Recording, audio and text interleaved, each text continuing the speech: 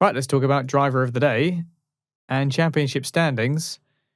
Don't worry, Shane, if you have, as is custom, not given yourself a driver of the day. You do have a habit of flying by the seat of your pants when it comes to this segment of the podcast, which is fine. I can respect that.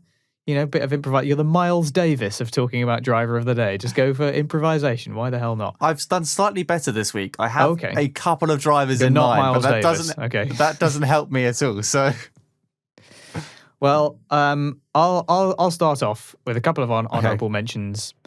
Gotta give it up for Kimi Räikkönen, who started P13, pitted quite early from mediums, had a very solid second stint overall when you consider the car that he's dealing with. That Alfa Romeo still doesn't quite feel like it's improved that much. Every now and again you get a good qualifying session, and then they can maybe sneak into the points every now and again. It's similar to the Aston Martin, where you're thinking, what are the strengths of this car? Like, I don't really know where they capitalise. Maybe I'm just not well, at least he had a radio. He did have a radio. That was at least something that was working. He timed the switch to the Inters very nicely, though, and ended up P7. So very underrated drive from the departing Iceman. Also, I think an honourable mention, and I'm sure I'd like to think that you'll mention him as well. Got to give it up for Max Verstappen. From back of the grid to P2, no safety cars, no red flags. It's quite something. It's basically a win for them in many ways, because it's the absolute maximum they could have asked for, really. It's hard to feel like the win was ever really on. It was still a way off. And the rain, I think he gained, six? How many places did he gain? 6 positions? 5 positions? He was on. Yeah, he was in 7th on lap 48. Yeah. So, yeah, P2, yeah. So he gained like 5 positions or so. Played the rain to perfection. So he did falter a bit on the mediums, though. He wasn't so great in his second stint. And actually got overtaken by Alonso at one point and was like losing out in a few places. So I think he burned it a bit hard on the second stint. So not quite a perfect drive, but very, very, very good. And for Verstappen as well, you have to factor in, the Verstappen factor, the fact that you just you expect him to be pretty brutal, and he was. But my driver of the day is Carlos Sainz, who did very well to take the lead. Obviously got the slipstream at the start, but he was decidedly quicker, it has to be said. Like, right at the beginning, he was really pushing hard and held Norris at a reasonable length for about 13 laps. I think it's either he pitted too early or he was just going too hard on his tyres to try and make a bit of a gap. I'm not quite sure what it was, but it did feel like he had a bit of a disadvantage from pitting earlier and then had to manage more carefully. But he did a really good job of that. He also made the right call with Inters to ensure that he stayed ahead of the cars that were threatening behind him, especially Ricciardo. And then obviously took his 3rd podium of the season so far. So I think all things considered, he got the absolute maximum out of that Ferrari. I did the same thing on Saturday as well. So I know I've said before, it's driver of the day, not of the weekend, but the sort of afterglow, if you like, of Saturday shone onto him as well. So Carlos Sainz for me. Yeah, I think it's a very good choice, and we haven't mentioned it yet, but his team were on the radio after his first stint and said, we're aiming for P5, and that must have been really demoralising because he had done such a great job the whole weekend and had led the race for 13 or 14 laps, and yet his best position they were aiming for was P5. I think it's the characteristics of the car and how the tyres react.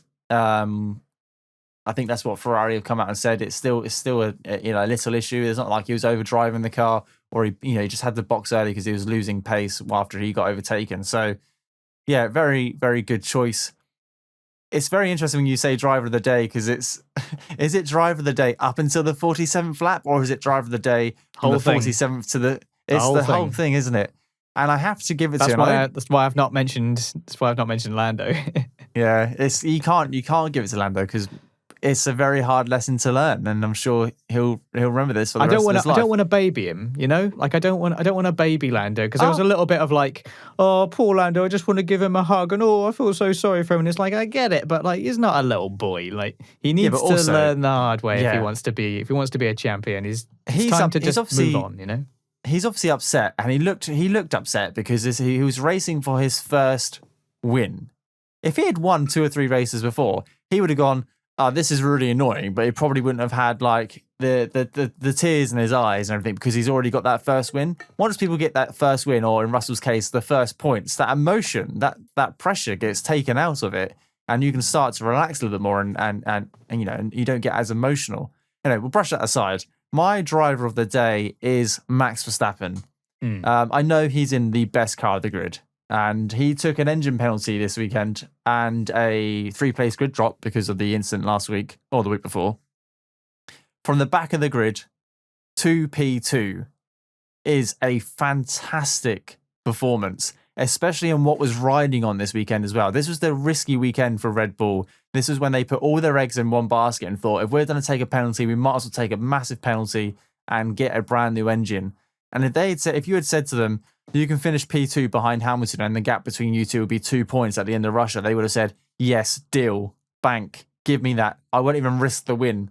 Give me that P2. And that's exactly what they've done. The circumstances changed throughout the race. He had a good first stint. Like you said, struggled to manage his second stint. Who knows why? Burnt out the tyres too much, whether it was because he was following cars. And Alonso got past him, which I thought was great. But then he bounced back during the wet.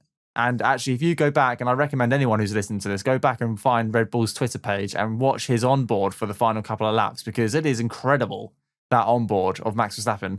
Again, it goes to show why we didn't see that with the TV direction, and why we saw Lando trundling around at 50 kilometers an hour on dries when there was hundreds of overtakes, almost 100 overtakes happening throughout the whole race. And I would have loved to seen Max do it live, but great video. Fantastic comeback. Did everything he needed to do this weekend to secure as many points as possible. Max Verstappen gets my driver of the day. Nice. Well, let's look at and how of course the official driver of the day was Lando Norris. Yeah, but I think that was more of a sympathy vote, wasn't it, than anything else? And that's not to say that he didn't have a fantastic drive, because of course he did. You know, he did do really well, but it's almost he like also you could have done a lot better. I don't know. I feel like you have to sort of take in the overall end result as well. And for me, I think principally from my personal point of view, like I said, I just don't want to baby the guy. Like it's a tough result, but sometimes sometimes things got to play hard, you know.